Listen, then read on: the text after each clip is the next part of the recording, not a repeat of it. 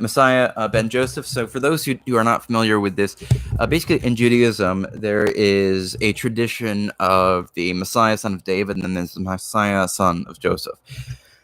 And this is taken differently according to who you're reading. I will say this. Within Judaism today,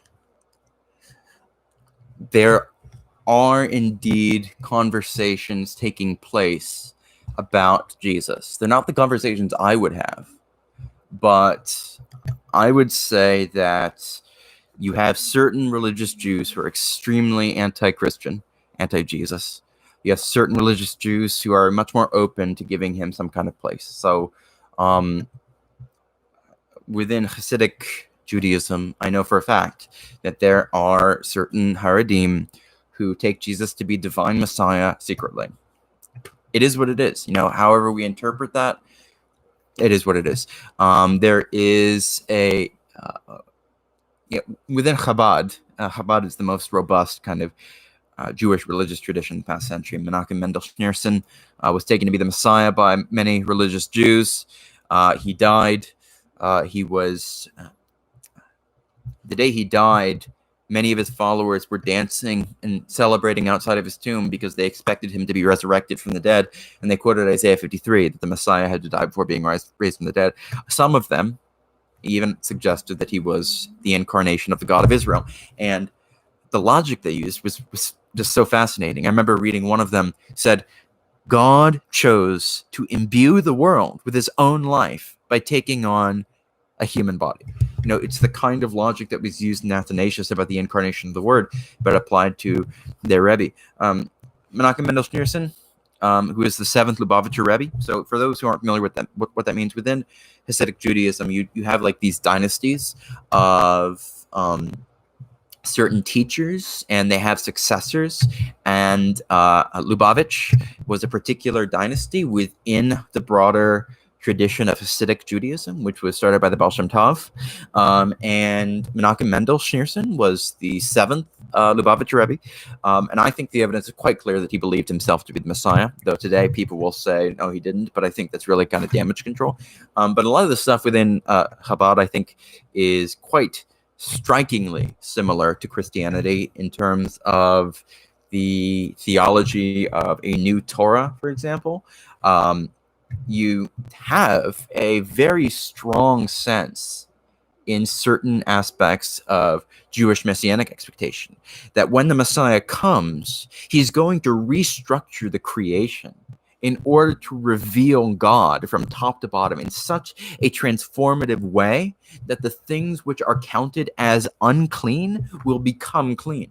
Okay, so this is an actual thing. And Paul in Galatians speaks about the nature of Jew and Gentile being transformed by the coming of the Messiah, which leads to a change in the way that the law is approached. So Messiah, son of Joseph, in certain Hasidic sects, it is understood to be two aspects to a single messianic task, which will be made one. And I would say, roughly speaking, that's a reasonable way of looking at it. In the Gospel of Luke, as I mentioned earlier on the stream, when Jesus preaches the synagogue, those who hear his sermon say, "Is this not the son of Joseph?"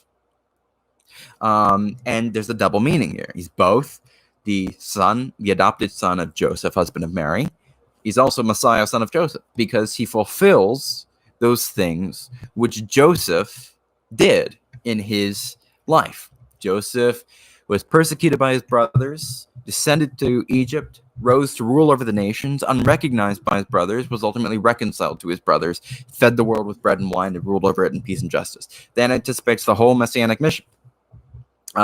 And the conversion of the Gentiles is spoken of in the language of the reconciliation of the 10 northern tribes to the kingdom of Judah, which is why in Zechariah we're told that 10 men took hold of the tassel of a Judahite, because 10 is the number of the northern tribes. But here Zechariah is talking about the Gentiles. The two kind of fold into each other, because Joseph is spoken of as a vine which goes over the wall. Zechariah says God sows Israel to the nations, and the prophetic promises of the reconciliation of these two branches of Abraham's family unfold at different levels of significance.